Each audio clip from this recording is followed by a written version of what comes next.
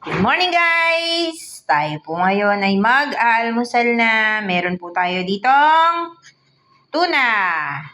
Tapos meron po tayo ditong saging na saba.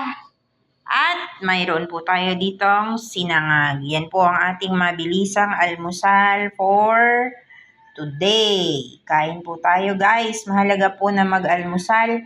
Huwag po tayong mag-i-skip ng almusal. Hindi bali nang wala tayong merienda. Basta po tayo ay nakapag-almusal. Mas maganda po sana kung tayo ay nag-aalmusal ng heavy. Pero syempre, depende yan sa gusto natin. Minsan merong gusto lang tinapay lang at kape, light. So ano man yan, heavy breakfast, light breakfast. So basta po tayo ay nag-breakfast guys. Huwag niyong kalilimutan. Kailangan natin yon na tayo po ay makapag-almusal. So, ito po ang ating banana Q. Madali lang pong lutuin yan.